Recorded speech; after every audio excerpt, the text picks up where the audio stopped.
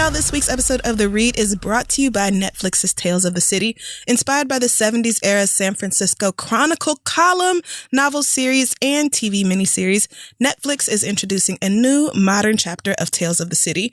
You don't have to have seen the earlier versions to understand and love the series, which centers on LGBTQ stories that highlight the lasting value of having a chosen family.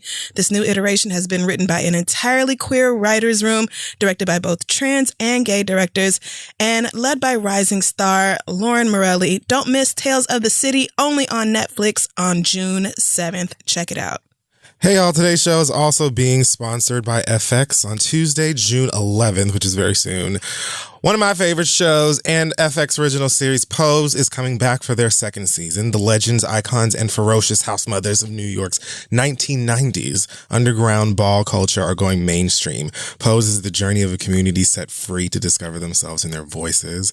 Each member pushing past social standards and letting their authentic selves shine.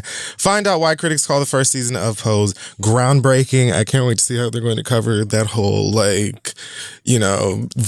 Vogue, trickling into pop culture and having to be like, oh, you girls are going to have to give us our things back. Is Reagan going to acknowledge AIDS during this next season? Who knows? Created by Ryan Murphy, Brad Falchuk, and Stephen Canals, the all-new season of Pose premieres Tuesday, June 11th at 10 on FX. Go watch it. Now let's start the show.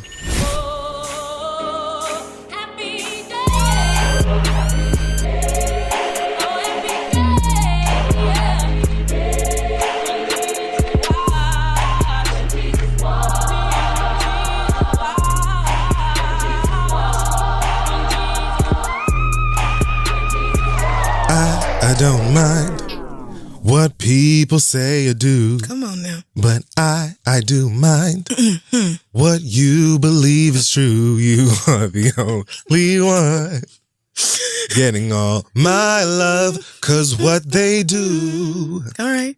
ain't nothing new. Players, they gon' play. They gon' play. And niggas, they gonna nick. They gonna nick. Ballers, they gon' ball. They gon' ball. I don't have anything else. Oh, a classic. Oh, great. I mean, that was when Notori came and was like, oh, well, this is what I do. This is it. Ever since then. Oh, I can't help but think of Adrienne Bailon every time I hear that music, obviously. But then also because she's pretty much the only one of them still working. Wasn't she in that group? She was in 3LW, right? Yeah, that's not true. Oh, wait, no, Notori is on that one show. Power. The nigga show I don't look at. Yes, that one.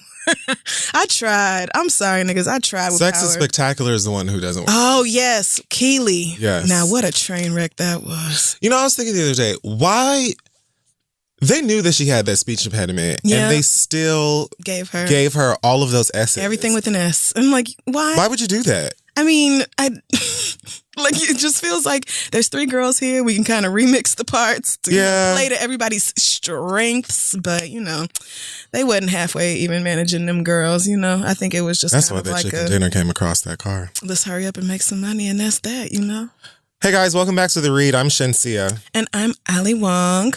Another week and fuckery and fun. That's right. We're back.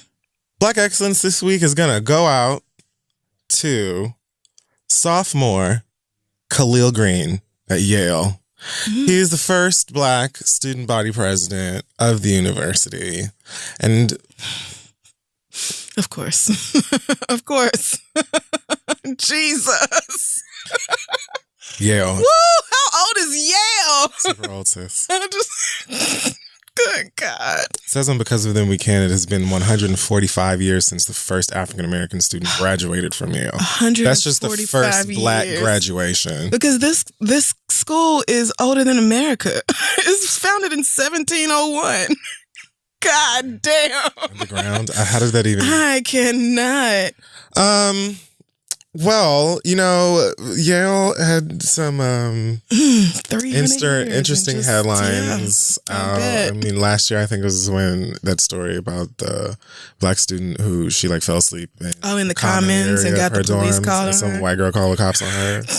Because surely she just snuck on campus and took a nap in the dorm rooms. Because that's what vagrants do. They just wander onto college campuses and just sleep in libraries. Just gotta watch them. That's just instead of, you would think the logical leap here would be, this is someone who also goes to my school and she's taking a nap. That's the first thing I would think, but Khalil not says, racist. I wanted to amplify the voices of the underserved. Underserved. It's hard. Those are two huge vastly different meanings. Let's easy to mix get them it up. together on today. Underserved communities on campus, especially students of color.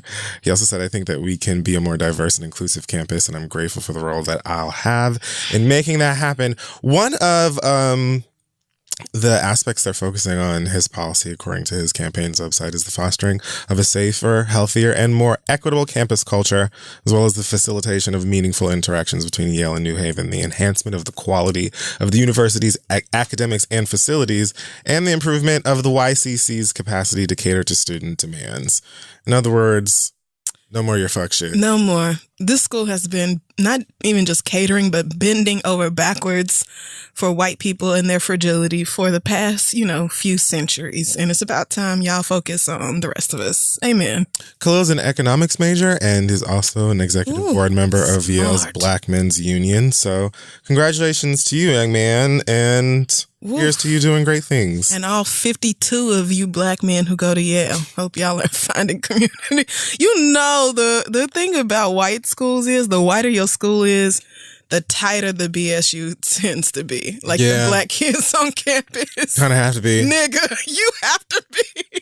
Yeah. Even at OU, it's only 3,000 niggas, but it's 30,000 students. So it was like, we got. Anyway, shout out to that young man. That's incredible. This week in our pop culture segment, which is called Act Like a Bottom, Think Like Hot Tops. Where to begin? What an easy way to get caught up. God damn. Or to have a great time. It's Pride, so that's what we up to. Okay, so first of all, Beyonce's husband is hip-hop's first billionaire. In case you didn't know, he owns lots of things, all kinds of things. Like so many things. 2 alcohol brands, a streaming service, his music, obviously. Yeah. Nightclubs and... What about Rockefeller? Oh, or did he give that to Blue Ivy? That might be. Blue Ivy is president or CEO of one of them, right? She owns one of them. I don't. Remember, it was like before she was even born. He was like, here you go. Here are your things. I mean, that is great for him. It's like the season where Forbes starts reminding everybody how rich all of these people are for the things that they do. Rihanna was also listed as she's the wealthiest woman in music. Oh, apparently. That's very nice. Her net worth is like $600 million. Ooh. Music, yes, but then the doll is also selling bras and panties and makeup. Right. Things that the girls want. Right. I mean, and nothing wrong with branching out and creating an empire for yourself.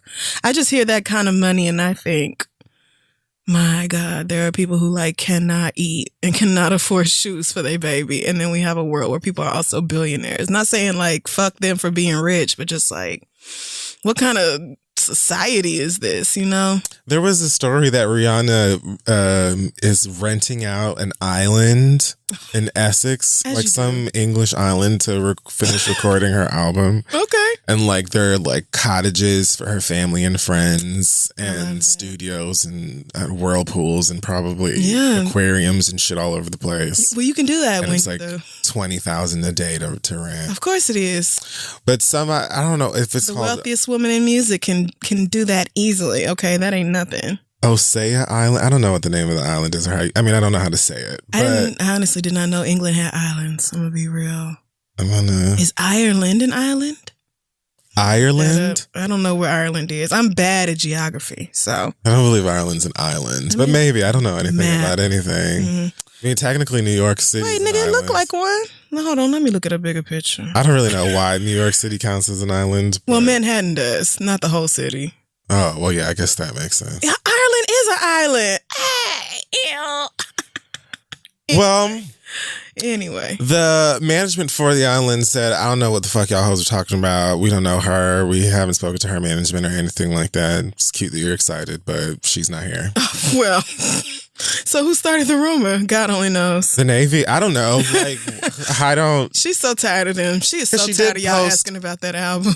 She posted something on her, I was going to say Snapchat. Well, I don't know. Whatever it's Insta story, right? Yeah, she posted something on there of herself seemingly in the studio in the process of recording some music at like 5 something in the morning, looking like she hates each and every single one of us. Saw that. So maybe from there they just ran with this idea that of course the bitch would rent an island to do this fucking thing. You know, she's the wealthiest woman ever. I don't know, whatever. And you know, she like lives in London apparently. Oh no, I did not know that. And her billionaire nigga that she's on a date with or with his family or something. The same one she was kissing up on. Yeah, they're still together. Oh, apparently. okay, good. I mean, good or not, but like, good for you, sis. I think the Shade Room just posted some pictures of them together with his family or something like that. Oh, okay. So we serious. Close, but all right. They've been together for a little minute. Did you see that interview where somebody asked her if Drake was going to be on the album and she said no? Yeah. And she was like, I can tell you what is absolutely not going to happen. She, in a very crisp and concise way, was like, no, not at all. No, it is a Drake-free record this time around.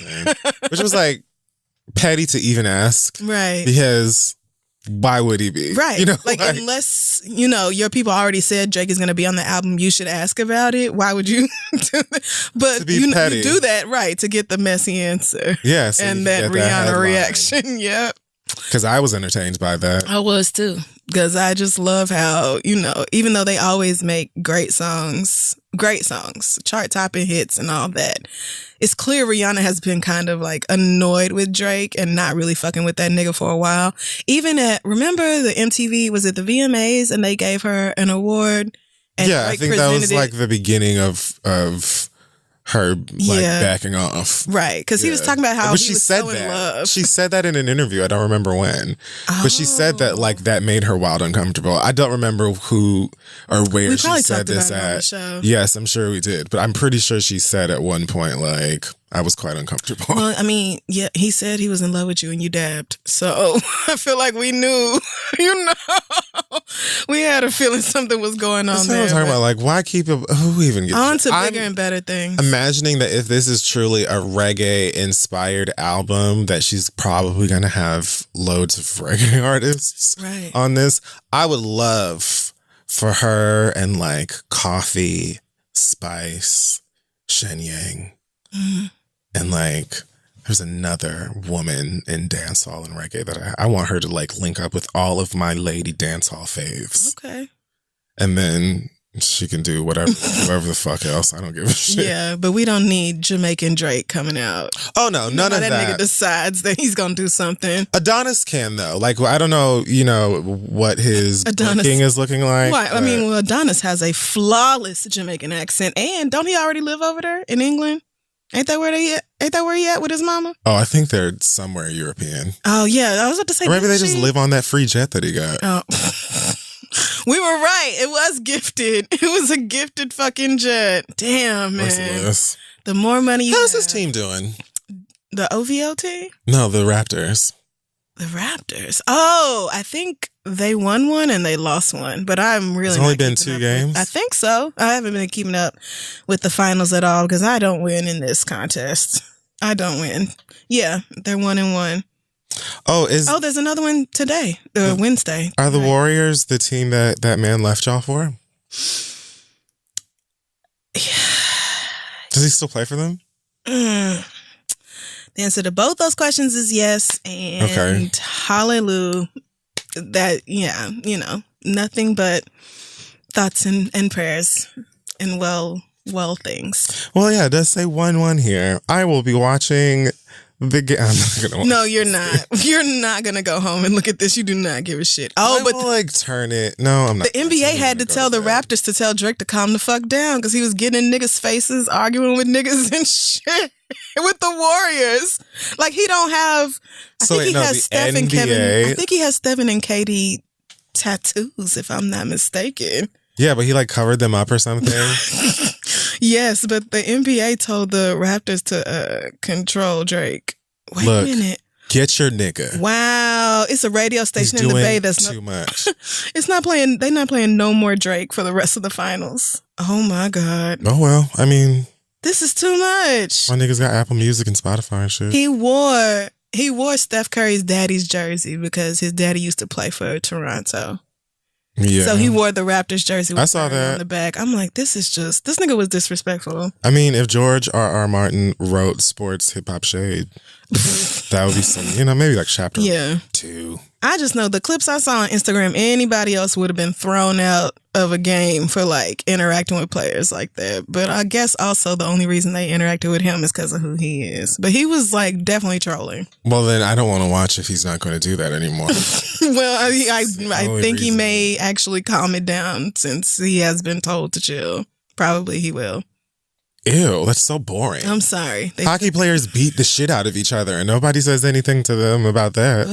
Well, I don't think white people in their Why can't you unfettered turn violence. I can't look at hockey, so I'm not the one to argue about this shit right here. What else is going on in the world? Oh, Bottom's favorite housewife husband, Apollo Nida. How did I know? Has been Context clues. Yes. He's been released from prison and is apparently at a halfway house in Philly right now. And we've already seen Instagram posts of him grabbing onto his new wife's ass. We have. I'm just sitting there and I'm thinking to myself, you are holding the phone to your wife's butt cheek as you palm it, and then you're like, send. Like what? So excited to get out. He been waiting how long? 7-8 years to get on Instagram. Why don't you fuck her? Like, why don't you just do that and leave us? Like, we don't. Right. I feel like Apollo was in jail when we were doing this show, right? He went to jail while we were doing this show. I feel like it. I think so. So he maybe didn't serve the whole 8 years. No, he served like 5. Okay. So maybe just about around. Wow, that's crazy. Okay, so. Well, cool. He gets to go, be with his kids. Does he though? Is he though? Well, how long does he have to I mean, I would hope that, he gets to see his kids. I mean, other than that, I don't care about this. I feel like Phaedra's probably going to make that kind of hard for him. Maybe. We'll see. Maybe since she's not on TV, she won't be like ridiculous and dramatic and doing Oh, she'll be back. You think so? Oh, yeah. Ooh, you think Apollo will be back too? Oh, yeah. Oh, my God. Absolutely. Okay, and that'll be what bring me back to Housewives of Atlanta, because I did not watch this last season. Andrea Cohen is going to get to Phaedra's brow and be like, look, bitch, you can come back over here if you want to, but you won't be coming out without trade. Did you say Andrea Cohen? What? Did you say Andrea Cohen? I don't know. I just want to. Okay. So we'll see. I definitely see them filming separately and also being back on the season, which means that Candy will be focusing on OLG and the Dungeon Tour and whatever the fuck else. Okay. His mama has already made it clear that if Phaedra Parks is on set, she won't be there. Oh, yeah. See, Kenya. The mess. Kenya. I read that Kenya had a baby. Kenya, a beautiful baby. She's gorgeous. Kenya, remind me to talk about my new favorite, Kavya James, after this. I mean, not remind me. Okay. Yeah, I read that Kenya and Portia were already seen filming together. And that's cute. So it seems like next season we can probably expect, just prediction. Okay. Portia, Kenya, Phaedra. Ooh, Portia and Phaedra? And Kenya, it's honestly hard for me to believe. I don't see Portia doing anything else. It's hard for me to believe that Kenya and Portia are even like cool and on speaking terms, but I may have missed a lot. I just remember, because didn't Kenya like snap in her face, or one of them like put a wand in the other one's face on a reunion or something? She said, you're a dumb hoe, into like a megaphone or something. And then she was like gonna beat that bitch's ass. But that was years ago, and I'm pretty sure like at some point they were like woo woo woo with each other. But you know that's the cycle of housewife drama. Is it's like, I'm gonna talk about your husband or your mama or your clothes or your house, and then we argue over mimosas, and then we fight on the reunion, reunion, and then a season and a half later, it's like, oh yeah, we're on good terms, but we only talk shit about each other in the confessionals, and then we rehash the shit that we talked about each other in the reunion. It's only so many and times I can watch the circle that. of life. I can't look at that nonstop. But yeah, bring Phaedra's terrible ass back, and Apollo too. Have Apollo filming with the niggas as well. What the fuck else do we need to talk to Phaedra about? Except her. Well, no, I just want to see the mess. I want to see, honestly, a confrontation between her and Candy, even though I know Candy won't do it. Candy won't. And Portia, Nene, I believe, is also bouncing because she feels like she was ganged up on. I don't know. Girl. I don't know. I don't know. But that's an easy check, Nene. Let's talk about Dwayne Wade and Gabrielle Union's baby. Okay. And the fact that she doesn't care about any of y'all. She doesn't have time for any of your fucking guff. I just love the fact that every time I see a picture of this baby, she looks like she's judging something or someone. The world around her. And I just feel like an appreciation for the spirit, personality that she has. She's always just giving what? Like I just found her little Instagram, and oh my gosh, she every picture, every single one. She's going to beat somebody's ass. Like she's so cute. Oh my god. Oh my gosh, she looks just like her daddy. That is her daddy's face on an infant. I can't. She is always just like, no, cute. Don't have time for your shit. Look. No, thanks. Not here either. Mm-mm. No, I won't be doing it with you. She's so cute. Like, go away, niggas. Thank you for sharing your pictures of your kids with us. Yes. Those of you who share pictures of your kids, because I get to look at how adorable all of your kids are and never have any of mine. Yeah, with none of the responsibility of like actually raising your baby. It's so great. But I get to look at how adorable and how fun. Cute. You are so cute. I saw another picture. I can't. Oh my God. If you have not been to this baby's Instagram, just go do yourself a favor. She's so you have to go look at her expressive. Pictures. She's just like, girl, okay. She said, we're not swimming at the swim party. No. That's the caption. Bitch, we're not swimming. And that's that. I know Gabrielle is having the time of her fucking life. She looks elated with this baby. Yeah. Like, that's a big old huge smile, just all the teeth. I saw Trey Songz posted another picture of his baby, like them FaceTiming or something. Oh, did he? He's another Gerber baby ass motherfucker too. He broke a lot of people's hearts when he posted that little foot in his hand. I mean, I don't think that means he's never gonna fuck again or fuck someone that's not that child's No, mama. they just want to be the first baby mama. It's important. I mean, look, child support got to come out in first, second, there third. You go. That's true. Look, you need to get paid however regardless. Young Jock got 8 kids. Whew. This episode is all over the place. Like, what were we even talking about? The Real Housewives of Atlanta and light skinned nigga coming back. Okay. Yes. Isn't it funny how like Apollo and Phaedra kind of favor owls? Have you ever? It's not just me. Because Phaedra totally looks like an owl. Yes, she does. Totally looks like an owl. It's Apollo where I'm not seeing it. Apollo's sort of owlish. Okay, well, in that photo, yeah. I'm telling you. But he also looks real Sammy Sosa-ish in that one. So it's let me see if I can find some more. Yeah, right. No, not the real nigga Sammy Sosa. Oh, God damn it. Only Googled Apollo, which of course did not. Phaedra just gives me whoo. And her mom. I'm not gonna talk about her. No, don't. Well, if you guys are fans of Star,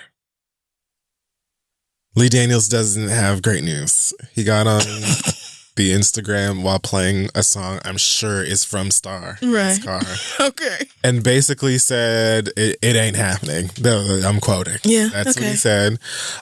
He tried very hard to get Star back rolling and things like that. But he also said, how did he phrase this? He said, much like everything that he's done, like all his work, he's like, my next project is gonna be Star. And he's like, it'll be in all of my work. All of my work will be connected to Matter of fact, what did this Does this mean like a spinoff?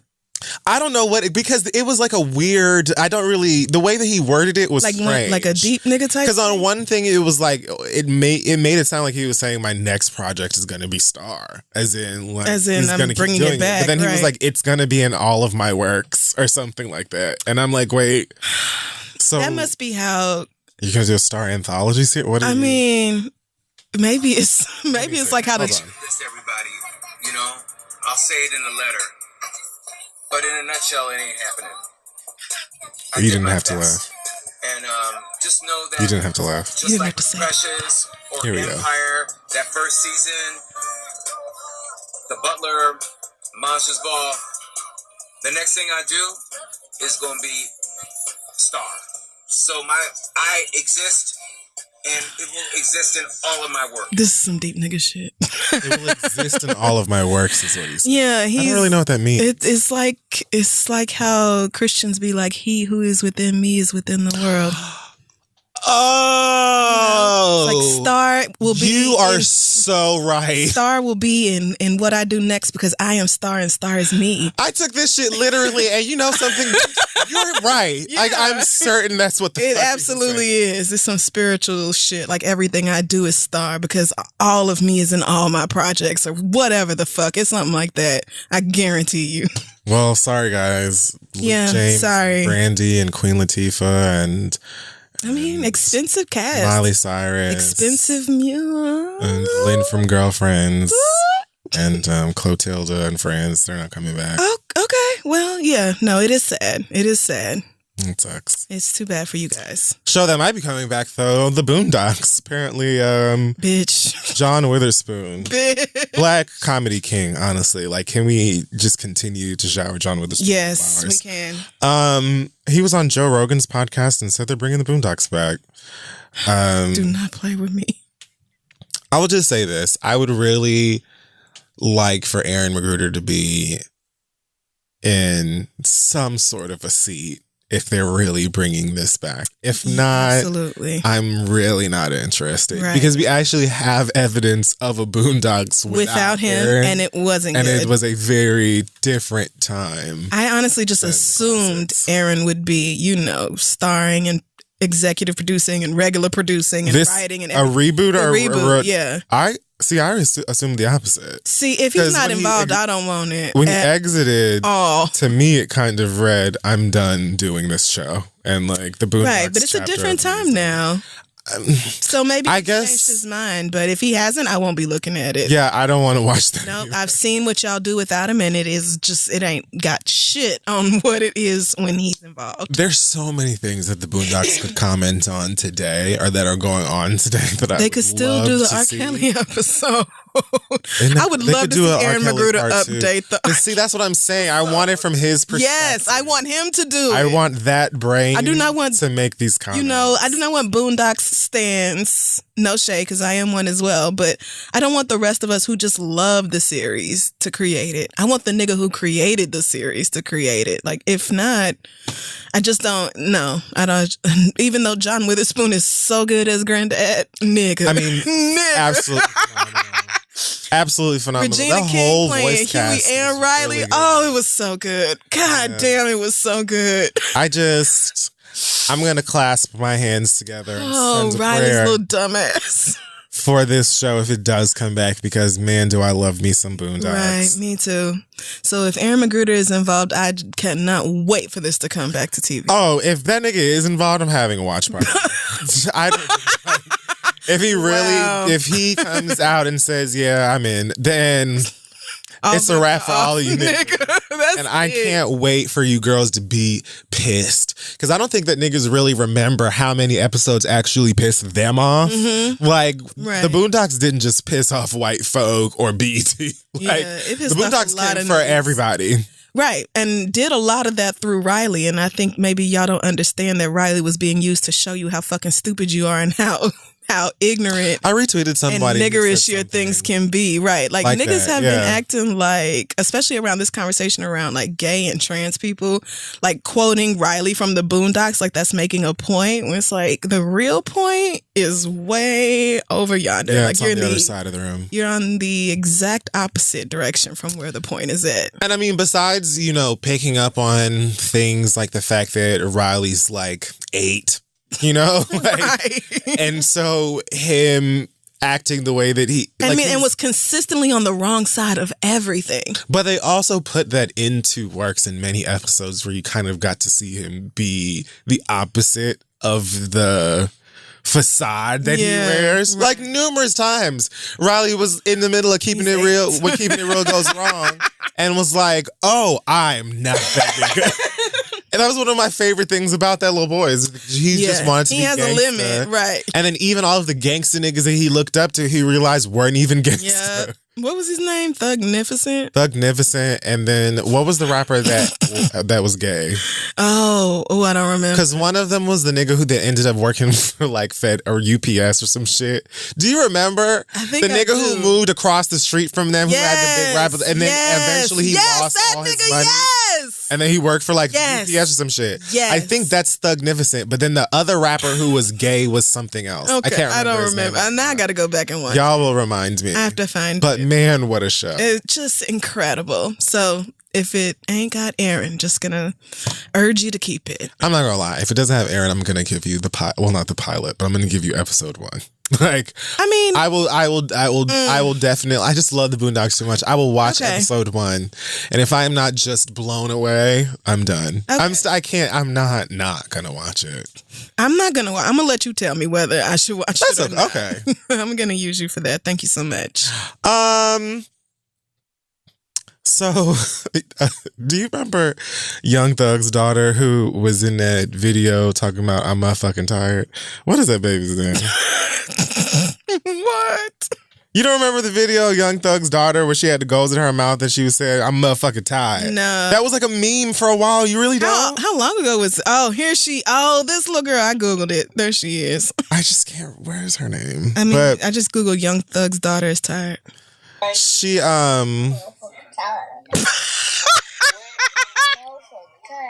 motherfucking tired. Her little accent. Right. Country as hell. So this baby girl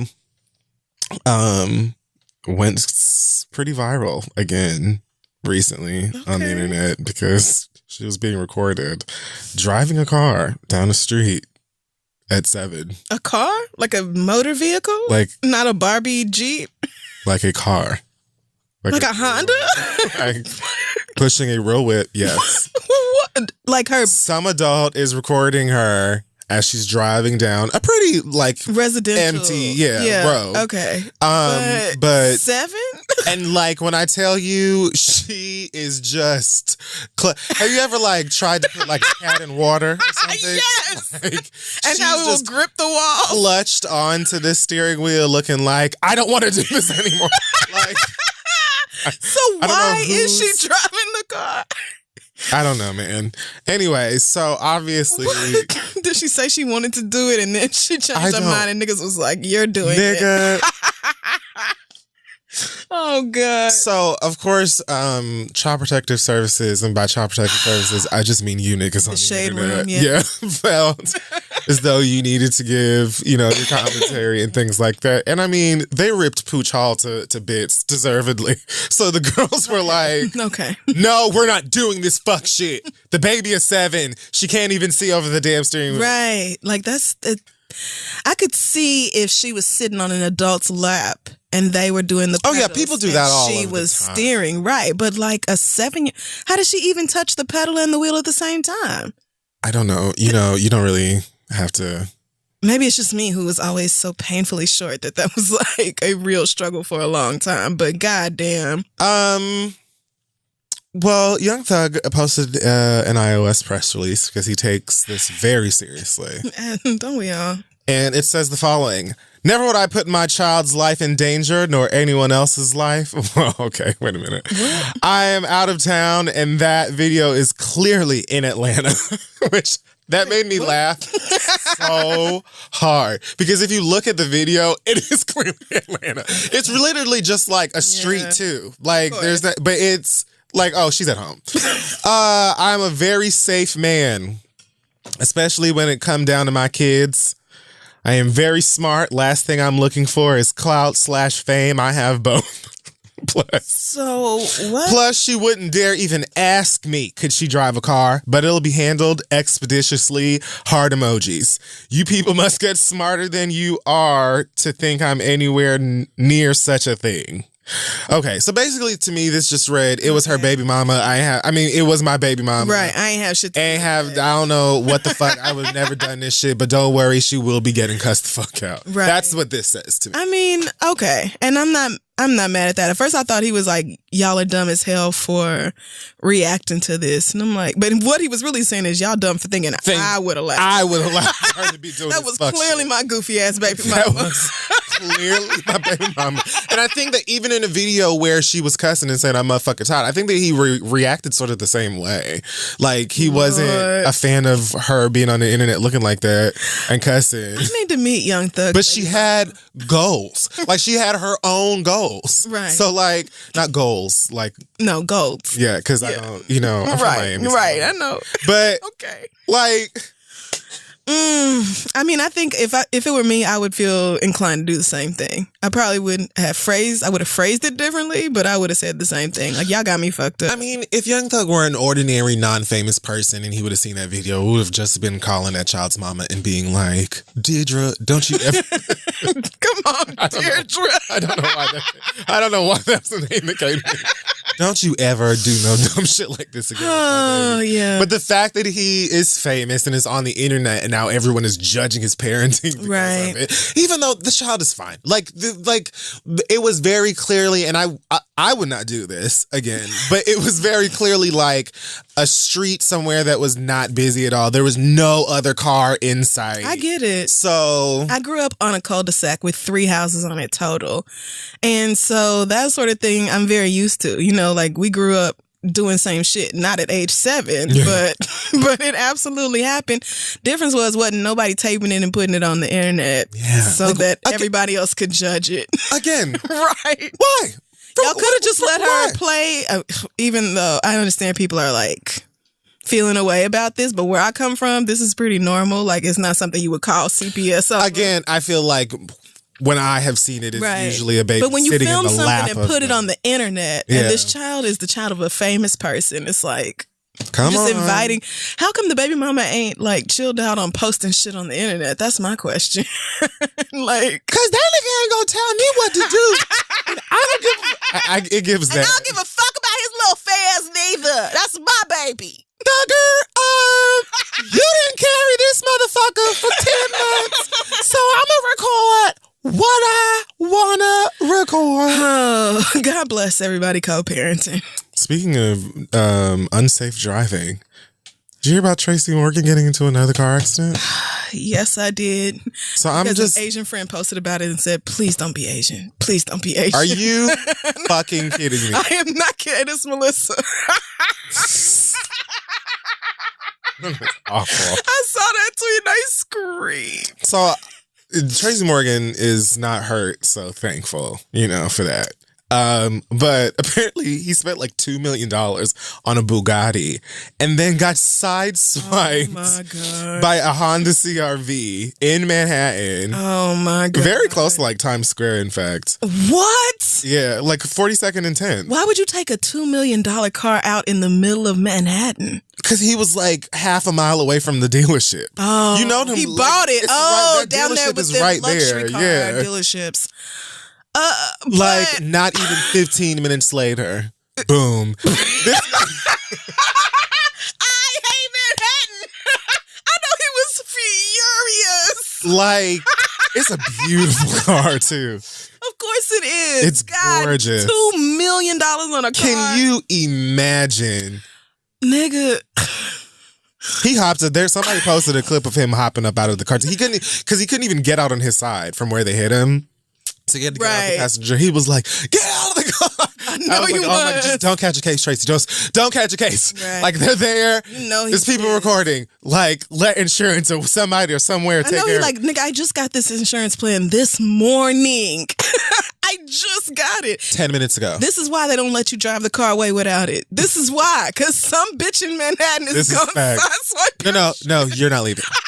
Sign here, here, and here. I know he was pissed. Oh, I can feel it. God Can you, damn. like, you didn't even get to go show it off. Right. You didn't even get to drive to the strip club and the shit this weekend. He didn't even make it home. Like, God damn, dog.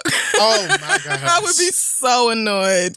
I just would want. I hope the insurance is paid up. Your rates is going up. You hit a $2 million car, your rate is going up. I hate that this person who posted it, Heidi Benedict, their caption says, looks like Tracy Morgan just picked up this $2.5 million Bugatti from the dealer and already involved in a car accident. That's going to be an expensive fender bender for the Honda driver. I'm just going to continue home on my city bike. Oh, no, the other car was a Honda. Oh, yeah. Yeah. When I say your little insurance, ooh, and you probably don't even live in the city. You probably drove here from Jersey or something. Oh, no, your insurance is going through the roof. I'll just go ahead and swipe my Metro card and take my ass on the 3 train on up to Harlem where I belong. This motherfucker said, I think Tracy Morgan should start taking the subway. Shut your ass up. Okay, that's fucked up. That's disrespectful. But for real, like, I would have had that car delivered.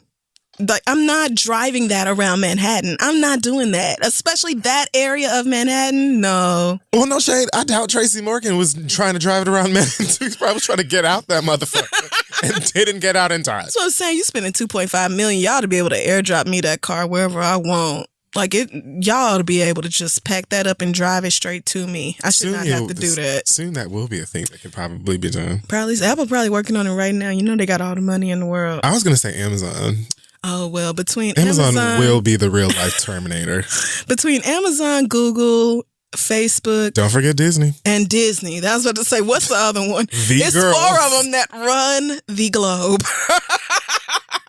It's them motherfuckers right there. Like, we're fucked. Honestly, in a matter of years, there are going to be like 5 people you can go to if you need anything. Yeah, you have to have a registered Amazon ID in order to get any government services. Like, everything is gonna be funneled through them niggas. Yes, Rihanna, you better lay on your man's shoulder, bitch. Oh my gosh, she looked so good in the new. So the luxury clothes came out.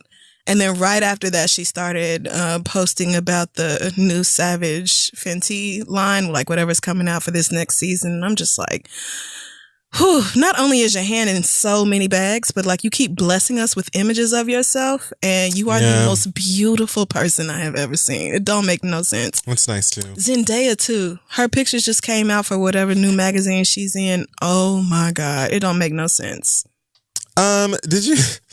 Did you see people going off on Sarah for saying she graduated from Harvard? Didn't this exact same thing happen to She said Tyra she was Banks? accepted into, when Tyra Banks was like, just graduated from Harvard with my degree in business administration or whatever. And she was like celebrating her Harvard graduation. I feel like this is that exact same thing.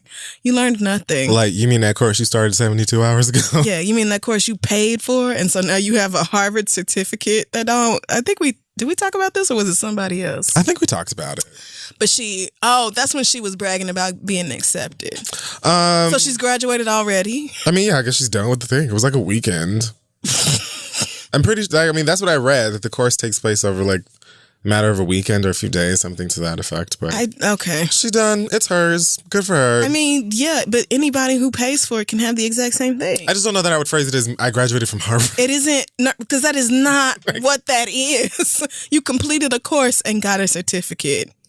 That is that. She was on Red Table Talk this week. I saw the preview. I said, let me ready my spirit for this, because if it's more about some more future her yelling? damn, whatever the fuck prayer she concocted or whatever, I do not want to hear no more about that bullshit. That's pretty much what it was. I don't want to hear no more about that. It was like, I don't.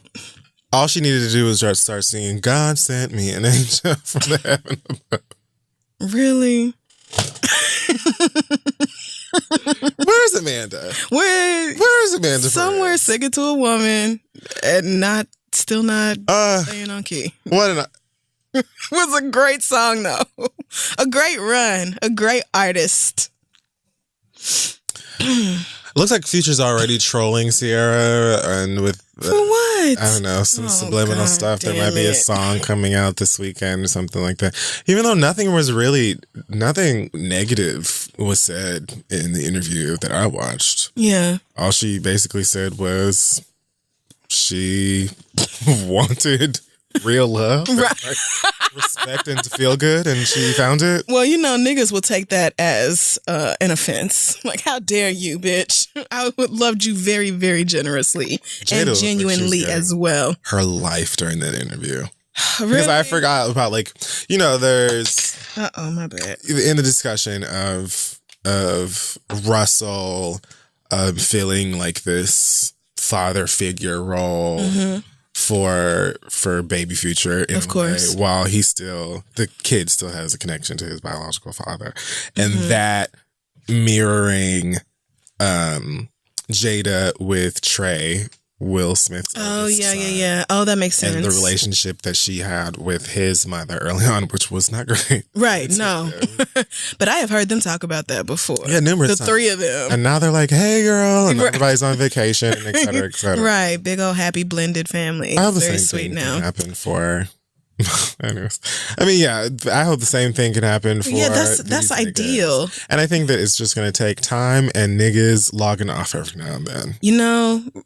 Seriously, I feel like I don't know if Sierra or Future or both of them is letting what people say on Instagram gas them up, but like, this can all play out in real life without the benefit of the internet or without us taking part in any of it at all. So, if for nobody else, then do it for Lil Future. Little feet. The most adorable little baby. Goddamn, he is so cute. Huge. Yes. That little sweetheart. Fried chicken skins. Ooh. Where at? KFC. By themselves? Like in a bag? Like biscuits? Fried chicken Bitch, skins. that is not KFC. real. That has to be a joke. Oh, see, that's not American money. It must be in Russia or something. Oh, okay. What is our Indonesia? Go off, Indonesia. All the international fast food places be having way better food than the American. That's what people tell me, but McDonald's in Paris was disgusting. Oh, well. It was disgusting. I mean, like, the original stuff that they only sell in, like the McDonald's in Hong Kong. Oh, okay. I'm not talking about the specialty stuff items. you can get here over there. Gotcha. I'm talking about the stuff that's like, right, exclusive it's only to over whatever there. country Okay, they're in. that makes sense. That shit is like dope, and a lot of times I really want to try it, but fried chicken skin is not one of those things. I have to say I would take a bite. I have to say I would. You might as well just go ahead and put the hypertension in the high. That's just right. put it right in a cup for me. And may I have a side of siracha as well? Okay. Well, Thank you so much. there's You don't eat that because you want a low sodium diet, okay? You don't eat that because you're concerned about your blood pressure. For those of us who don't give a fuck about those things. Well, I might just stop with the topics there. Ooh, okay. Unless you want to talk about everybody dragging Linda Fairstein. That bitch from the Central Park 5 case, if you want to. She looks like... A mess. I'm going to ask you if you've seen The Thing, but of course you've never seen that disgusting movie. A big toe. Like the Blob? A big toe. Oh, yeah. Oh, you know who she looked like? Like she Paula Dean's cousin. Don't she look like she about to say, I love butter, y'all. Paula Dean's cousin. Oh, yeah, man. when They See Us has been out on Netflix for a little while. And they just cry all over the goddamn world. Listen, I watched the preview and I said, I'm actually spiritually not going to be able to do this. I haven't started it yet. My plan is to start it tonight Okay. or within the next few days. But I definitely was like, oh, when they see us, I will see you. And I see you. Because I've just not been, I haven't been emotionally prepared for that. No, at the moment. Not. I did let it play though. I let the series play because I know them first week streams are important, and I will go back and watch it. But right now, I could not do it. It was just too much. Yeah, I was angry and crying just in the fucking trailer. Both of those emotions. It was too much. I did hear that they take shots at Trump, though, because, of course, Trump was one of the main ones talking about these boys deserve the death penalty and all that back then when it happened. So, yeah, and I love he's clearly pissed about it, I'm sure. But I mean, facts are facts, nigga. You did it. I mean, there's that. You took out that whole page in was it the New York Times? That whole ad? Like, man, fuck Donald Trump. Fuck him. Linda as well. You may munch dick. And also, Candace, go back into the underground where they was feeding y'all rabbits and all you have. Oh no. Scissors. You know what I'm saying? And red jumpsuits. Ugh. Just go back down there. It really boggles my mind that Candace Owens is being called to come anywhere and say anything at any time on any subject, because the bitch is so clearly not educated or qualified to talk about like anything. It's like, all you really need is like a pencil skirt and stockings and hate. Like that's like you don't have to. They need a black Tommy Lauren. You really just need to have some dress clothes and prejudice. And that's all that counts. Are you willing to sell out your people for no good reason? Bitch, the job is yours. Come on out. Yeah, fuck this one. I cannot believe, like, the fact that they acting like they didn't already know this about this woman. That's what is, like, crazy to me, how they're talking about, the firm is, like, talking about how they have to get her out now that the documentary is out. And I'm like, y'all didn't know this about this woman when she was brought on? I find that difficult to believe. Yeah, but you guys weren't in our fucking faces about it. It was different before you niggas came over here causing a fucking riot. God damn it, what the fuck else do you niggas want from us? Fucking shit, we're getting rid of the bitch. Like, what do you want to do? I don't feel... You think I feel sorry for the bitch? I don't. I don't. That's it for the hot tops this week. We're going to take a break and then we'll come back and read your letters. Hey guys, if everyone bought one used item instead of new for a year, we'd save 5.7 billion pounds of CO2 emissions. Damn. That's why we love ThreadUp, the world's largest online consignment and thrift store. They're on a mission to get people to think secondhand first. With up to 90% off on trend brands like Reformation, Kate Spade, Nike, and Free People, it's easy to stay stylish and sustainable on a budget. Plus, ThreadUp is offering our listeners a special offer for an extra 30% off of your first order. When you go to threadup.com/read, that's 30% off of their already discounted prices. Yes, you should really go over and take a look, because there is a lot of cute stuff. I mean, and way, way below what you would have paid like regular full price or even sale prices. It's just so much cheaper. And there is some really cute stuff on ThreadUp. I put together a cart with like 9 items and it was about $100. You can't beat that with a stick. And for a limited time, they are offering y'all an extra 30% off your first order when you go to threadup.com/read. That's on top of the already very, very low prices. So hurry up. It's threadup.com/READ, threadup.com/theread for an extra 30% off today. Terms apply. Go get yourself something new and cute, but not that new. Okay, let's get back to the show. All right, we're back. It is now time for us to read your letters. It is. Send your questions to asktheread@gmail.com. We may just read them aloud on the show. Shout out to everybody who sent in the stories you have of white people in your lives who, when confronted, admitted that they also do not wash their entire bodies. I would just like to take this time to send a prayer to all of the bathtubs, Jesus. Okay. That are owned by folks who have just begun to wash their legs. Yes. I know that those tubs are in blackface now, Lord. Haven't they going through and it, Jesus? We just ask that you cover them. Okay? In your blood, God. Oh, Lord. Amen. For they need it. We need it, Father, because my word. The sediment, okay? The filth coming off these people's bodies. We bind it in your precious and mighty name. My word. It ain't happening. I know that scum is present. Shout out to all the bubbles that will have to scrub their way through the layers of mess y'all leave in them tubs. What was the bathroom cleaner called with the little mascot that was like a little scrub brush? Scrubbing bubbles. I love scrubbing bubbles. I still use that shit. Spray my whole damn bathroom down. Bless the tubs with scrubbing bubbles. Creatures, Father God. Okay. All right. Yes. So questions to asktheread@gmail.com. Our first question this week comes from KG, who says, I'm a 25-year-old woman with 4 children. I have 1 child with my boyfriend of 5 years, and we're also raising his daughter from a previous relationship.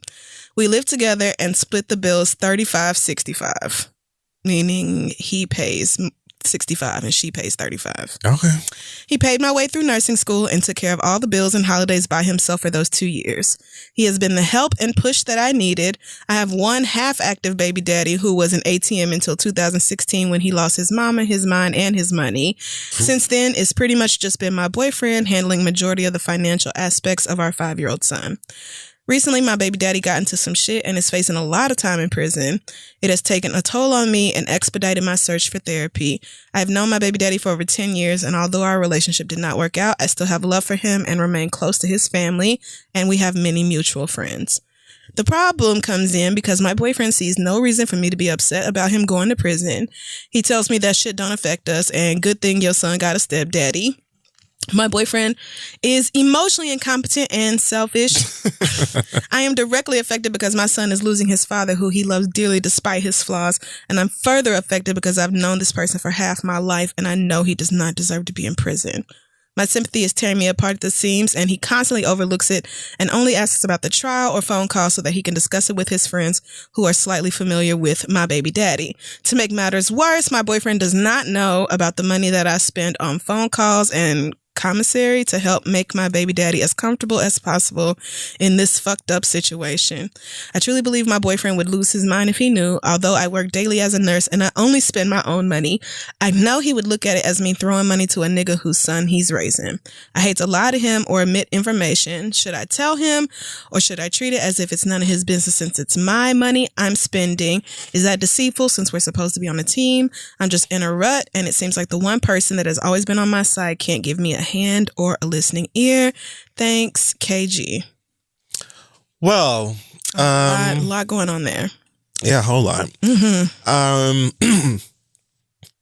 This almost reminds me of the letter I feel like we read last week, if not the week before, with the girlfriend or fiance or whoever it was that didn't appreciate homeboy's like ex-girlfriend's daughter calling him daddy. Yeah. And it being sort of like an insecurity thing to me. Mm-hmm. But yeah. Now, here's the thing. I wouldn't be putting money on this nigga's books. Personally, I would not. Yeah. But right. You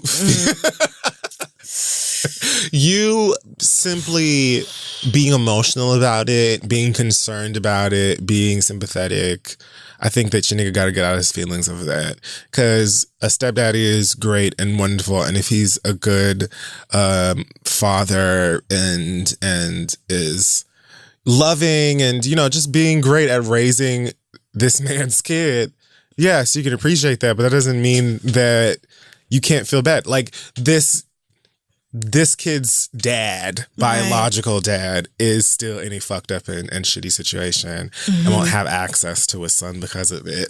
I think that you, again, the person who carried these human beings around in your body, is well within their right to be upset about that. It's not like, oh my God, my baby daddy going to jail. I'm going to miss him so much. I wish we could fuck one more time. You know, like. Well, that's actually I was going to ask, like, do you still have feelings for your baby daddy? I mean, well, if that's what it is, then you, again, honesty. It sounds like, you know, childhood sweetheart, because she's only 25. And this new boyfriend, they've been together for, well, not even new. They've been together for 5 years. Meaning you and your baby daddy probably been kicking it since y'all was like 10 or 11 years old, something crazy like that. So I would not be surprised if you still have feelings for him, and that's, you know, the driving force behind a lot of this. If you still did have feelings for him, then, I mean, keep it real with yourself at the very least. Right. You don't have to go directly to your boyfriend and be like, why is that still feeling for him? I don't You know, like, no, don't do but that. at least don't lie to your motherfucking self.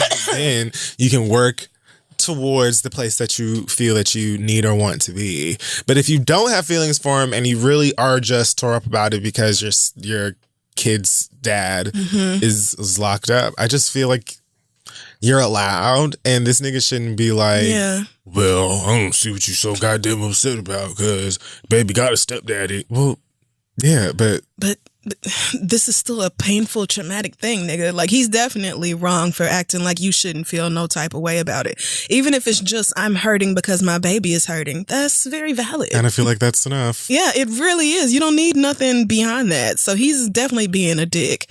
I just think you need to, like Kid Fury said, be honest with yourself about why you're doing this. Because, girl, anybody with 4 kids needs every dime they can get. And I know whatever money you putting on this nigga's books, you could be spending on yourself or your kids. You said you're looking for therapy. You might could put some therapy co-pays towards whatever it is you giving to this nigga. Like, Yeah.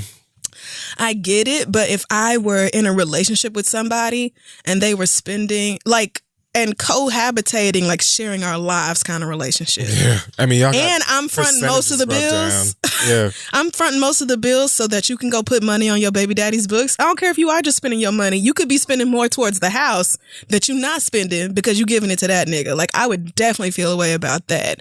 So I think both of y'all have some places where you need to, like, reflect and grow. I think y'all can get through this, but not without some real honest communication. Like, does he not have any other support? Does he not have anybody else that? Well, she calls, said that she's visits, still or- she says she's still close with his family and they have a lot of mutual friends. Right. So if Larry's like, no, like everybody turned their back on him, or nobody calling him, nobody visiting him, nobody doing whatever, then I could understand the, like, if he was alone in this world, feeling conflicted about it or whatever. But taking care of your baby daddy is not your responsibility. Yeah. Them kids are your responsibility. Yeah. So I feel like, the putting money on his books and all that, you need to be real with yourself about that situation. But your baby daddy needs to be real about the fact that, of course, his stepson is going to be affected by this. Of course he is. So everybody involved just needs to be real about the situation, but y'all have to be able to talk about it openly. And if I were you, I wouldn't tell my baby daddy I wouldn't tell my boyfriend I had been putting money on my baby daddy's books. yeah, no, I wouldn't tell him that either. But I would stop doing that shit as well. Yep. I would stop doing that shit as well, girl. Yep. Let his mom and them take care of him. Let all the mutual friends take care of him. You got your own family. Yeah. Sis. All right. Good luck to you, though, because that is not an enviable situation at all. Next question comes from... No, that's mess. This next question comes... Well, we love math. I'll do it after this one. Okay. It comes from Leanne. Leanne says... I was thinking Leanne LaHavis, actually, but... Okay. Let's see. I'm the youngest of 5. I'm 22 years old, and the next youngest child is 31. So I became an aunt when I was 6. The kids I was actually around were more of my siblings to me than nieces and nephews. Wait. You're 20. Oh, okay. She's the youngest of 5 kids. Right. But her brothers and sisters are all way older than her. Right. But I don't know why her saying the second youngest is 31. So I was an aunt when I was 6. Made me think, wait. Like, what is happening here? When did the 31-year-old have a child? No. Okay, yeah, no. I'm sorry. There's 9 years in between y'all. So, okay. When one of my nieces was 7, she asked for an Instagram account. And because I was 14, I didn't see a problem with it. We sat and made an account and it went well. I checked in on her often because I had her password. We told her mom about it and she also checked in a lot. Now baby girl is 14 going on 15 and she made a private Instagram with only about 100 followers. I don't think she remembers that she added me on this particular page. There are no pictures of herself or her face and her real name isn't on it. She posts random pictures with the wildest captions. There's a picture of hickeys on her neck talking about sneaking to some little nigga's house with her cousin and asking how to get rid of them before her dad, my brother, sees. Then later, she posted about how she managed to hide them during a visit. Another post was about running away and being sick of her stepdad.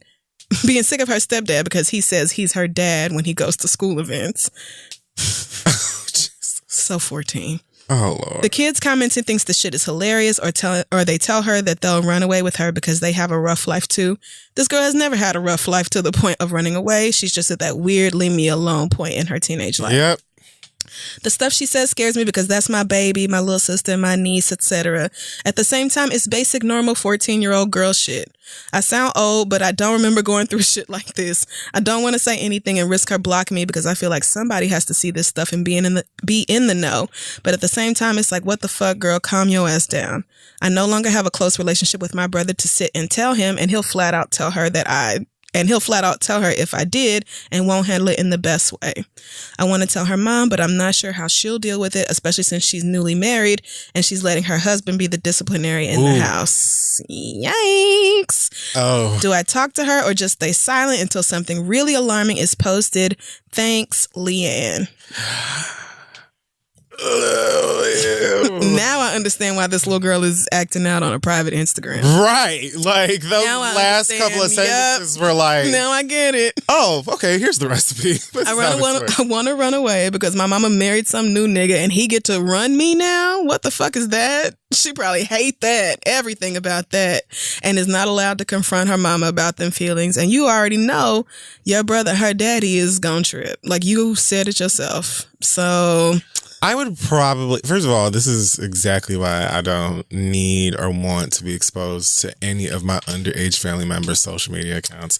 I don't want to know.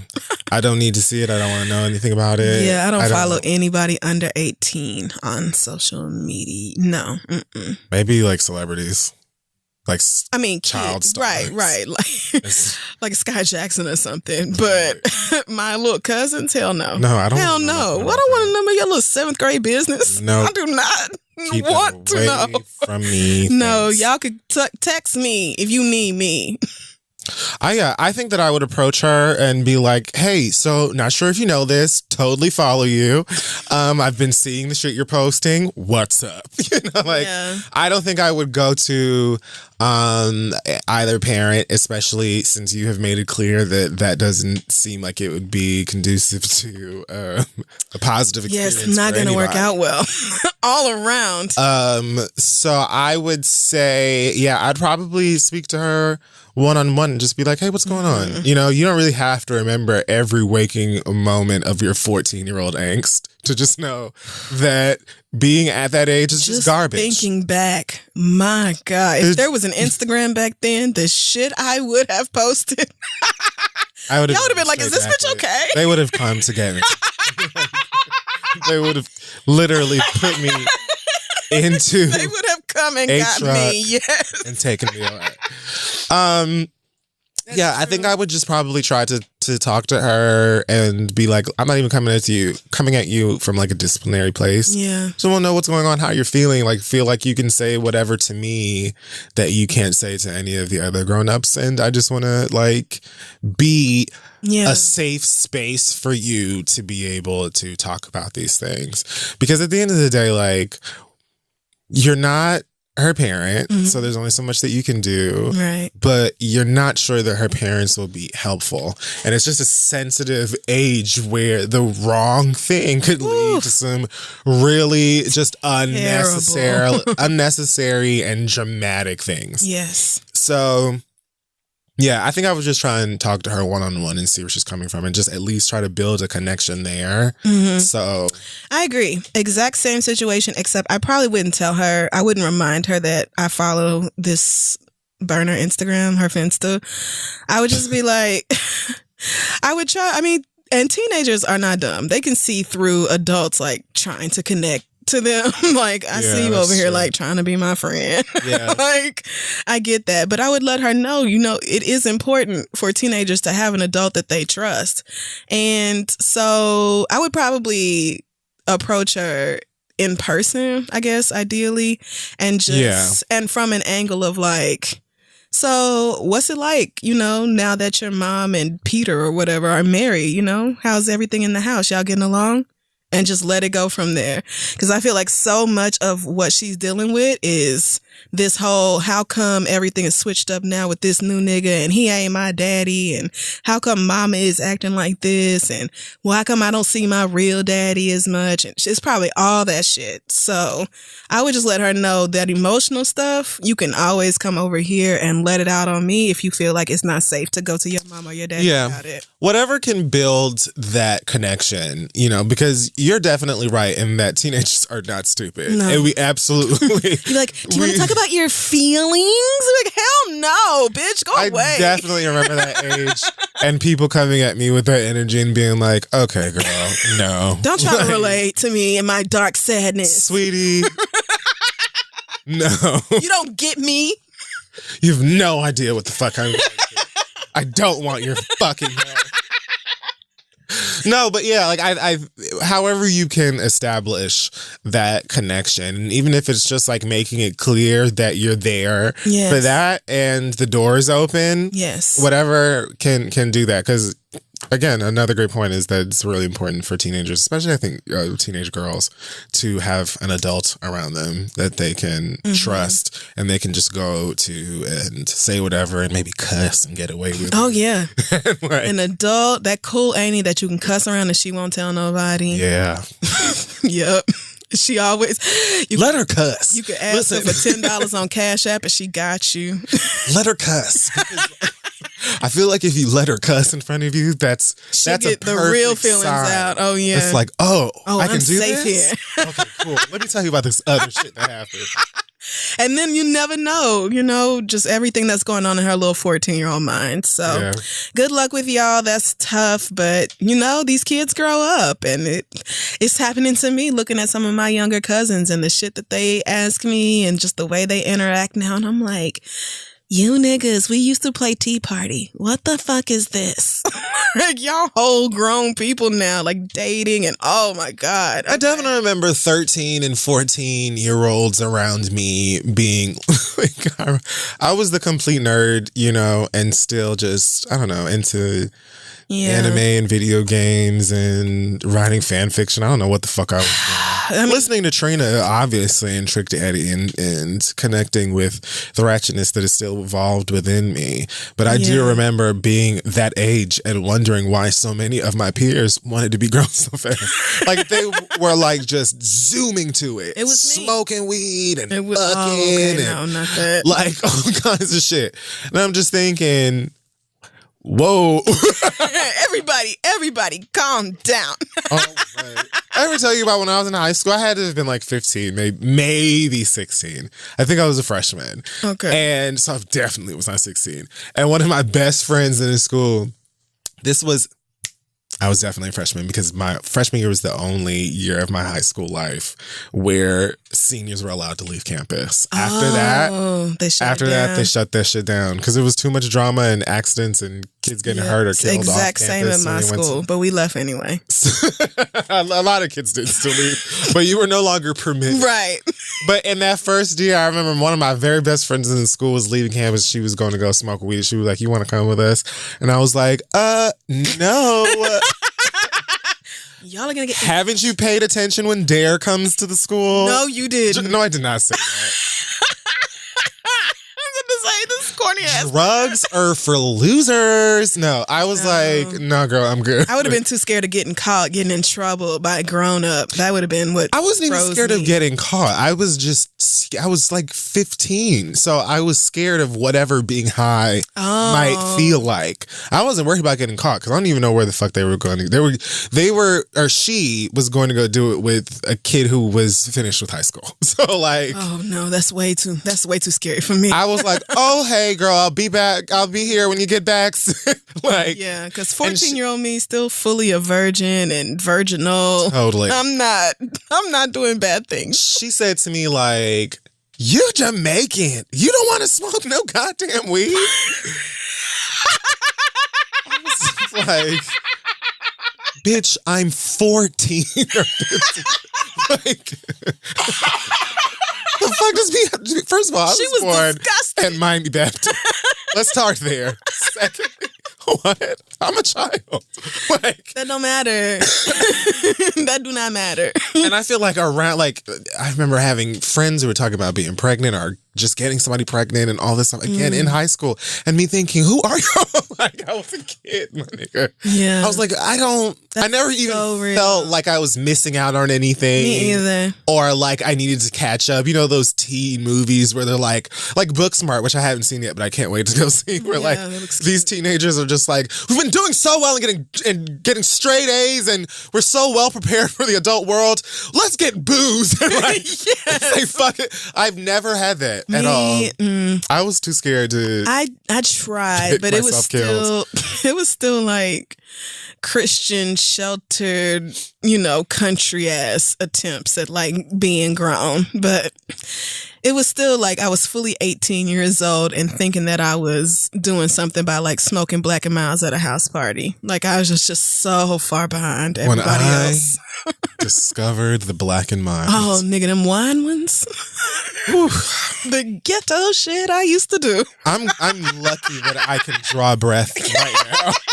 I can't imagine smoking a Black and Mild in 2019, but in 2000, instant death.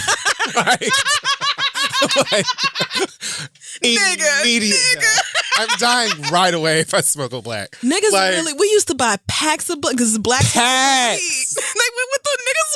They went with the weed. Niggas needed weed and blacks, and you had to get all the different flavored swishers. I was wrappers. definitely smoking Black and Milds. And Black and Milds were like the first thing that I smoked. Period, because I refused to get to smoke weed again. I was too concerned with what being high felt like. Yeah, and cigarettes stink.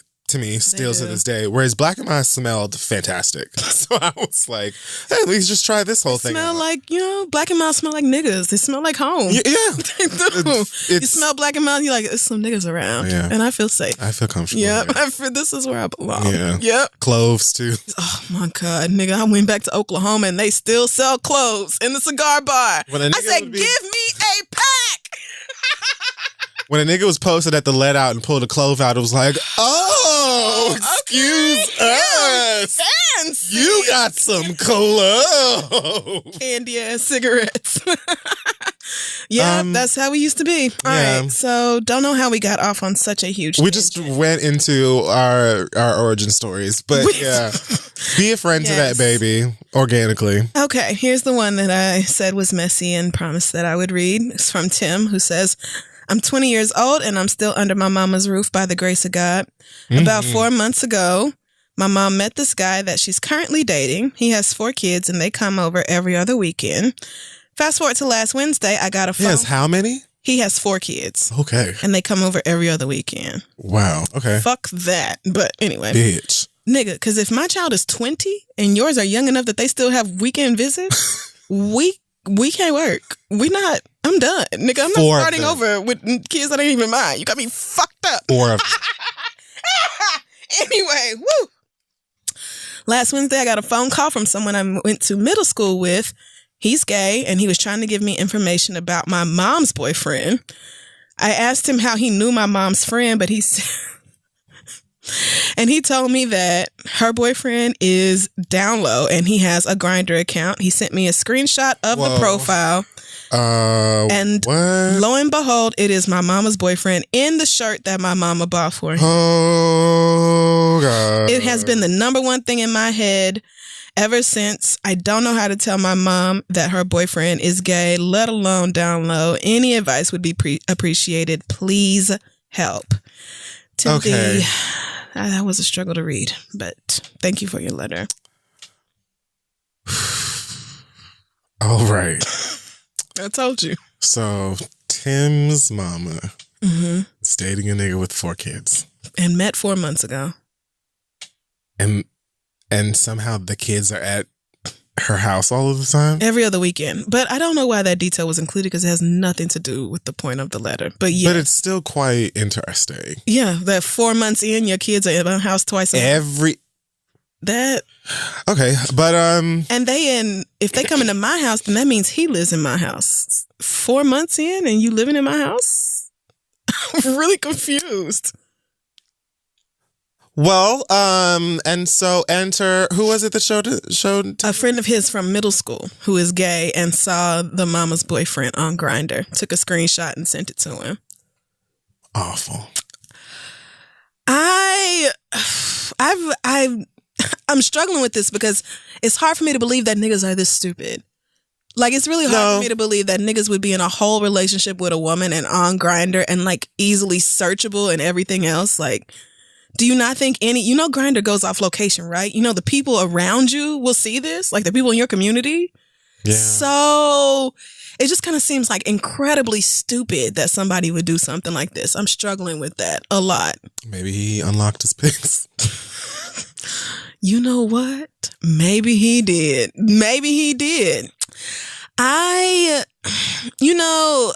This is difficult because I don't really like outing people and that sort of thing. Like, I really feel like that's very inappropriate. And I know my answer. People used to threaten me with outing me, and it used to really like scare the shit out of me. So I don't like that.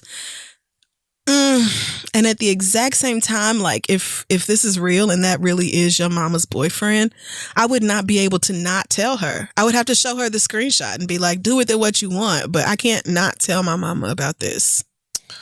I would definitely approach this nigga that's been to my house all of 8 goddamn times, however many times with his kids. The fact that you sat there and edited it.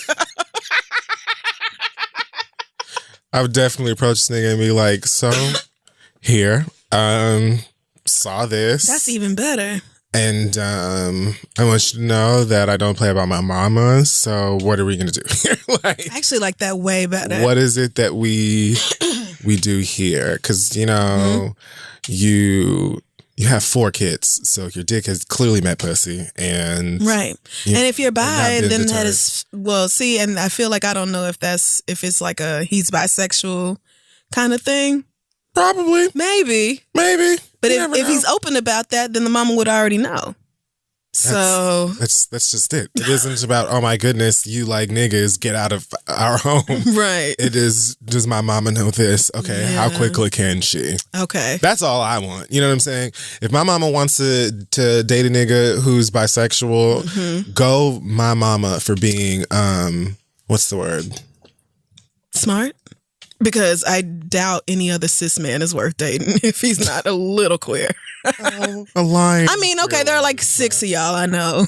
DeVal and like 4 other people, I know. Yeah, I think that I would definitely find a time to approach him about it and be like, look, this passed through the grapevine and fell into my lap. I really like that. Here we go. What are we going to do about this? Because I like putting you have to understand that I need for my mama to be aware of this. Right. So what, do you want to go and tell her? Or what do you I like that a lot because he's a grown man and he's the one who needs to, if he has not been honest with your mama, then he needs to do, like, that is definitely his responsibility. So I do think though that it's a very good chance that this nigga is going to be like, that's not me, or that's fake, or da da da da, which kind of leaves you at the drawing board because then it's like, okay, you clearly don't have any plans of saying anything to her. So now then what do I do? Well, you know what? Is it fake? Like, go on Grindr before you confront him and see, can you find the Grindr profile? Right. Did this person send you these pictures? Did they show it to you on the phone? Messy? Right. It's like, but even then, like, they could have said, I don't know what the fuck this nigga looked like. He could be bait. Somebody could have seen his picture on Instagram or Facebook or somewhere and just taken his picture and used it, But he's wearing a shirt that his mama bought him. Remember? The boyfriend in the picture. Right. They could have just used a picture that he posted in that shirt. Oh, like catfishing. Like, yeah, that's what I mean. It's really him. Oh, that's a good point. Does he have that picture posted anywhere else? See, you got to get into the real detective. Yeah, you might just do a little murder she wrote. Yep. You need to do a little bit more research. This is where your internet savviness comes in hand. Definitely before you approach this nigga, figure out the likelihood of this being authentic. Because niggas definitely just pull pictures of motherfuckers that they think are cute and catfish them using my... I know it's some fake kid theories. I know it is. I've seen at least 3 or 4 people send me pictures like, so I was talking to this nigga and I'm always like, of all of the niggas you could use, like, me. How much work did I get you? They probably get a lot of attention because niggas probably really think it's you. For a little while at least. Maybe at first. But like those apps are usually used to hook up with someone. Right. So why would you use somebody else? Because like, you know, like when you show up, like, do you see that you're a totally different person? This is not going to go well. Well, a lot of people use those apps and never have any intention of hooking up. They just want the attention. They're in the very, very small minority. Oh, I'm thinking of the people on Catfish. Like the TV show. Oh, well, yeah. Well, Yeah, that's they're kind a of mess. different. But I'm talking about like Grindr specifically, and those apps are You're on usually there for to somebody fuck. who wants to fuck. Right. Which, no judgment. I'm just saying, like, if you use my picture, that's what I'm like. Yeah. What? People just gonna be like, Yeah. I changed my answer. I am absolutely in favor of going to this man instead of your mama, first and foremost. You can probably tell by his reaction. Maybe. Yeah, that's true as well. I would definitely do as much prep work as I could before I actually approached him, just so I'm comfortable with what I'm talking about. Because if he's like, Grindr, what the hell? I don't know what the hell I ain't never seen no shit like this in my life. Yeah, because those niggas are terrible liars too. So quite often. Why? Tell me why last night after Megan Thee Stallion's party, one of the niggas who was working the door walked by me and I had on like a rainbow top, and he was like, I know what that means. It means you're a femi. And I was like, what? Well, I was so confused. And he was like, yeah, you a femi. Okay, go Pride. And that's when I realized. Are you trying to just say fem? I was trying to say fem and did not know how. I've never heard and femi. I was like, it's I wanted to correct his pronunciation so bad, but it was not worth it. And I was just like, all right, sir, you're have a nice night. Get home safe. Bye. Like, yeah, Pride. I'm like, nigga, what? Y'all I know what that means. The straights are so weird. What? What? Shut up. Right, What so is weird. it? Okay. Okay, but anyway, good luck to everybody involved. That's messy, but hopefully y'all can figure it out in a non-violent or threatening or scary or otherwise type of way. Let's wrap up. That's enough of the questions this week. Send yours to asktheread@gmail.com. We'll be right back. Hey, listen, life can be stressful. You know, you might have a whole lot of craziness going on at work. You know, maybe you've got some drama at home. Maybe you just found out that your boyfriend of 4 months is on Grindr and he's had your 4 kids at... Listen, the point is, sometimes you just need someone to talk to. And thankfully, Talkspace is an online therapy company that makes taking care of your mental health more affordable, convenient than ever before. Simply provide your preferences, and Talkspace will match you with one of their 4,000 plus therapists the very same day. No waiting for your next appointment to talk about what's on your mind. You can have it all right there in your brain, ready to launch at will with Talkspace. Okay. You can send your therapist unlimited texts, pictures, video messages, audio from anywhere at any time. And, you know, I've used Talkspace when I was in between sessions with my regular therapist. I was like, let me not bother her because she just had a baby. So let me call him and rant to somebody else. Right. It's really useful. It is. I've used it as well, and it helped me a lot, like more than I can say, to just talk to somebody who is qualified, licensed, and unbiased about your life and your situation. Talkspace has more than 4,000 licensed therapists who are experienced in addressing the challenges we all face. So join more than 1 million people who feel happier with Talkspace and match with your perfect therapist for a fraction of the price of traditional therapy today at Talkspace.com. Use code READ to get your first week free. That's READ, Talkspace.com.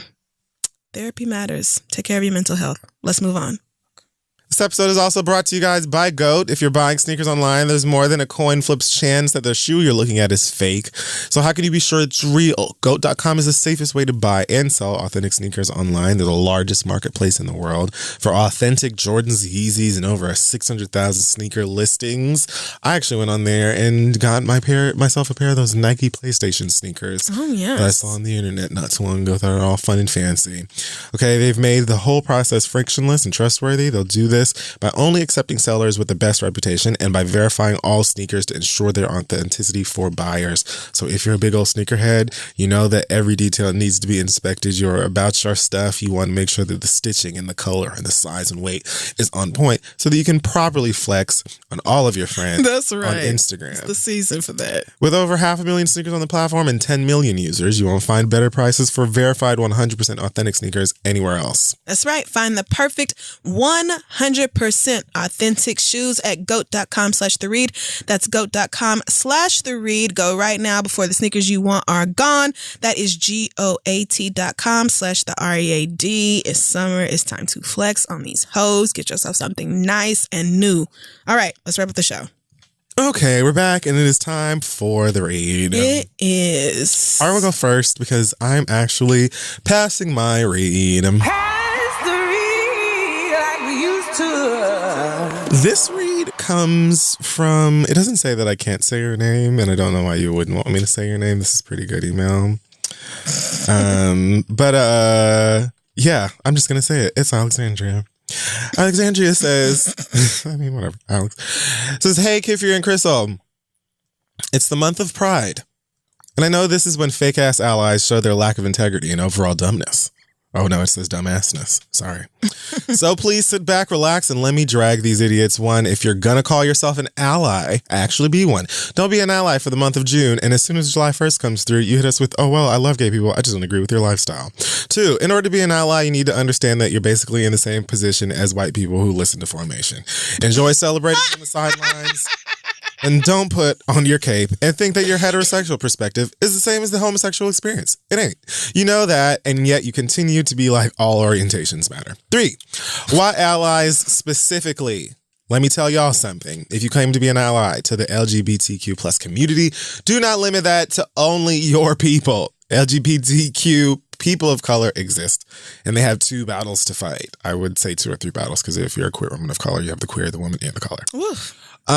Their rights, regardless of their sexual orientation or identity, and, you know, being allowed to be a person of color in America. If you claim to be an ally and any of these statements made you uncomfortable, then you're not an ally. You're a fake ally, and that's worse. You claim to be down for the cause, but you're contributing to the bullshit they have to fight. So take this moment, absorb what I've told you, and get your shit together. Don't make me get Drogon and have to roast you like the forever Targaryen I am.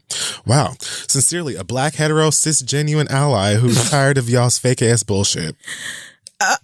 Well, okay then. So I just picked that one because I kind of was going to go over how June 1st hit and so many corporations gave us the rainbow version of their logo. Yes. And then the madness just starts. It's almost as if this hasn't gone on for years and people can't pick up on patterns. So for those of y'all who are still stewing in your homophobia and calling it soup or whatever the fuck it is. That's related to my read as well. I want y'all to know that for many of us, gays, especially those of us who've been gay for quite many decades at this point. Deep in it. We don't be caring about this shit. You know what I'm saying? Like, to be quite honest, these motherfuckers are trying to sell things. And while the message is appreciated, I appreciate that more than the opposite. Mm-hmm. Nickelodeon changing that into a rainbow or Kmart or Champs or whoever the fuck. Yeah. They're just like, hey, gays, buy from us. We don't hate you. Right. That much. Like, whatever. So while y'all be getting bent up all over the shapes. No, that's not how that goes. Bent out of shape. There you go. All over the place. Remember, you look and sound crazy. Well. It would probably be like a fresh 2 weeks before motherfuckers stop talking about pride like that for real. Mm-hmm. And at the end of June, I think that's kind of when the parties really start. So that's when the white gays will be plenty drunk. But yep, all of these discussions of straight pride parades and like you're that upset, you're that mad. Like the city of Boston, man. You hate that hard. Yeah. Like that's just a parade. What? I don't even understand where the confusion, because it's always like, why do you feel like you have to broadcast your sexuality to everybody? And it's just like, you're either that daft or It's a good song. you are pretending to be. And I just can't figure out which one is worse. You have to recognize I was really trying to think about it. the existence or the experience that LGBTQ people live in every single day. Yes. So it makes sense for gay people to have events where they can celebrate who they are. Don't nobody say nothing to y'all when Burning Man and Bonnaroo come around and you motherfuckers want to go. And you go in. And sniff coke off of your inner thighs and do whatever the fuck it is that you do. Mm-hmm. You're just simply allowed. Yep. So I don't understand why. And I think that another thing about it that's so disheartening is to see marginalized groups of people who you'd expect would get the ignorance behind this, since you're slapped with pretty much the same thing all of the time. Seeing so many of those groups of people be like, totes agree. It's like, okay, well, I guess I'll stay in bed today. Oh, man. So yeah, I decided that I wanted to read that letter because I felt like it sort of perfectly encapsulates my feelings about allies, fake or not, and this Pride Month and a lot of y'all's reactions to it. Like, I would just like to, eat and be able to take care of people that I care about. And, that would be nice. Be just left live in to peace. live Yeah. in a peaceful, to live in equal, peace. Just allowed to work and exist and have a home and a family and go to the doctor. Business. Just be a human, Mind your business. Just human things. I just don't know why we can't. I'm so glad you brought it up, honestly, because my read this week is in the same vein, except it is somebody else in the LGBTQ community who is hating on another one of us. So Andrew Caldwell and James Wright Chanel. Did you see that? We'll talk about it later. I'm so mad you just said that, because now I feel compelled to look up whatever this is. It's pretty good. I have to see this. It's pretty good. I will look at this later. I cannot believe you just did that to me. Okay, anyway. This past weekend, a young man named Craig went viral because... Oh, my God. He works at a Holiday Inn. There was a racist woman who was in the Holiday Inn. You've probably seen this video. Yeah. And she's wanting to be allowed to stay in the hotel. However, he's not letting her stay there because she called him a fucking nigger on the phone. There's great phrases. He stays calm and in control, but still very much letting these white people know that they bullshit is not tolerated. We all go up for it when we first see it. Yay. I could tell he was gay. No shade. I just could tell he was gay. And so I was like, yes, gay black man, you better go off on these racist ass white people. I love this. Not even 12 full hours later, I have to say thank you so much to all you kids who were raised on being internet researchers. You kids who honed your skills on Tumblr and you can find everybody's problematic everything.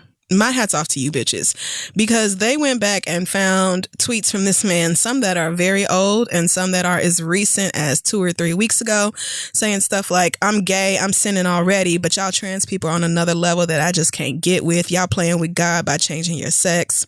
Y'all trying to trans shame, but I'm sorry, I'm not supporting that bullshit. You can change your body, but you can't change the fact that you can't have babies, blah, blah, blah. Y'all mad, I said what I said, etc. There are a lot of these transphobic tweets. So, of course, the internet reacted, and rightfully so, because this man went viral calling out people who were bigoted and then was also bigoted towards somebody in his same community. And I'm not even trying, I'm not trying to single him out necessarily as an individual, it's more of this mindset. It's a lot of people out here who are ignorant like Craig is. And I know he has, fake apologized and put out an iOS press release and went on Instagram Live. He's just tweeting this 2 weeks still ago. arguing with you, Nick. And arguing with people back and forth. He done already put out shirts, with It's a Best Western next door or whatever. I bet he did. Absolutely capitalizing on this viral thing as much as possible anyway. But I just want to remind y'all, like Kid Fury said, like we are in the middle of Pride Month now, and we just heard a letter from somebody calling out fake allies. A lot of us who are LGBTQIAA are so hateful towards people who are the T.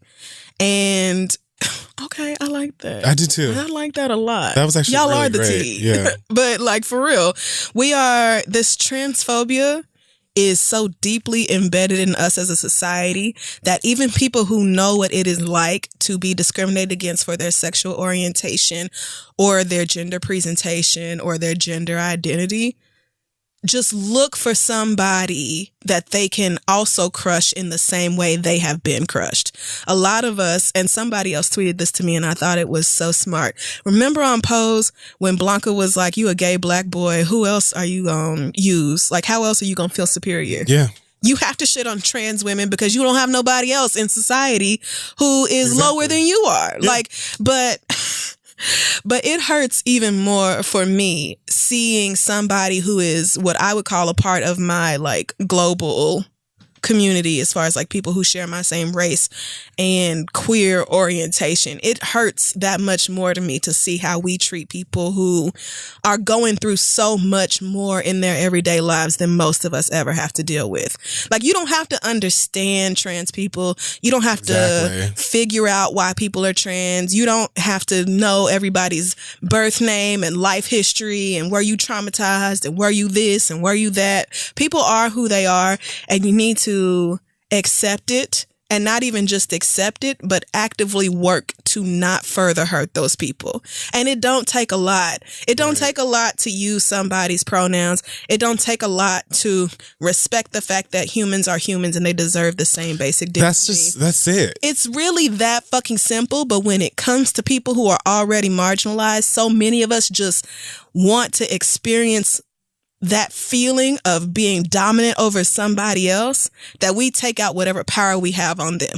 We see this a lot with queer men or black men, black straight men especially. Y'all love to act like what you really want is the freedom to behave exactly like white men do. And that seems to like also mean terrorizing women and getting away with it. It's kind of like y'all don't even really want equality for everybody. You just want the ability to also dominate somebody else and oppress other people. And it's like, that's not really what the goal is supposed to be here. If you are black and queer and you think that it makes sense for you to take it upon yourself to spread hatred about the trans community, or even more specifically, the black trans community, I'm really having a hard time understanding how you can claim to love yourself and treat other people that way. I really do. Like, when I saw these tweets and I saw how it's not just like he said something about trans people one time. This is a topic that you feel strongly about, and you brought it up over and over and over again. And I just cannot help but wonder what unexamined shit is going on in your life to where you feel like it's appropriate or makes sense or is a good thing to lash out at people who ain't did shit to you. Trans women, trans men, non-binary people, they don't want shit but to live their lives like everybody else. They want to be left the fuck alone to live, like we just said. They want to be able to have jobs and contribute to their families and, live regular, normal, happy lives. That's the thing, yeah. And so for you to be so hateful, so nasty, so gross about it, and then also still expect us, the black community, to like ride behind you because you had these racist ass people at your job, and now he mad talking about it's one thing for y'all to be irritated online, but don't be calling Holiday Inn trying to get me fired and all this. Sir, you filmed yourself going off on these people. It's not like somebody was in the lobby and taped you and then released it to the shade room and now you went viral against your will. You filmed it knowing you was about to go off on them people. You uploaded it and now this is the fallout. So if you think that we're going to put aside your transphobia to support you while you are dragging these racist ass white bitches, you got a whole nother thing coming. I'm sure some niggas will, and they won't give a fuck about none of this, and they accept your little fake apology, or they never gave a shit in the first place, and they'll still be all about whatever it is you, Craig, do. But the rest of us are not going to sit up here and throw support or resources or whatever else behind somebody who feels like where he sins, because he called it a sin, where he sins or where he fucks up is the last acceptable line of sinning or fucking up, and anybody who sins differently than you do is somehow a worse person or somebody who needs to be looked down upon. Now, I don't think being gay or being trans is a sin. You clearly do, sir. And so maybe you need to take some time and sit with why you feel like who you are goes against God. Because I'm sure that has a lot to do with why you feel like trans people ain't worth shit. But sir, I guess you learned today. You're not going to be able to hate on, and not it's if you look at the tweets, it's like detailed, this like vitriol towards people who are not doing shit to you and just trying to live. So I'm sorry that you had this grand rise to internet fame, and by the time the sun set,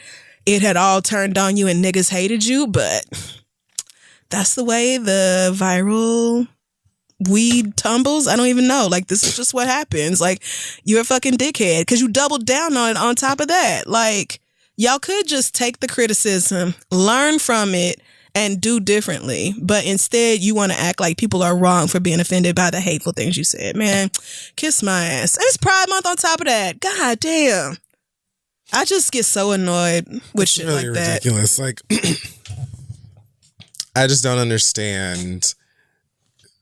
I know that it's less about the people that you are hating. It's not even so much about transgender people as much as it is you just looking for whatever semblance of power through hate or through, the disrespect of another group of people. But sis, how are you so very clearly awake in what prejudice is so much to the point that you are recording yourself denying someone else access to this hotel that you work in because of something racist, and deservedly so, right? And deserved because we celebrated it. That was fantastic. You get that.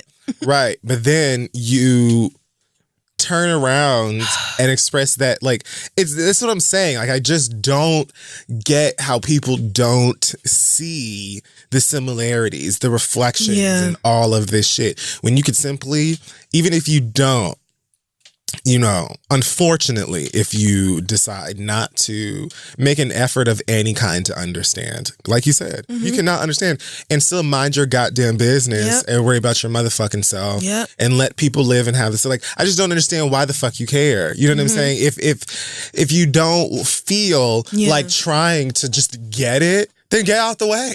At the very least, you know what I'm saying? Like, I think the 8th transgender woman was just murdered this year. Like, see, I didn't even want. What's her name? Chanel Lindsay?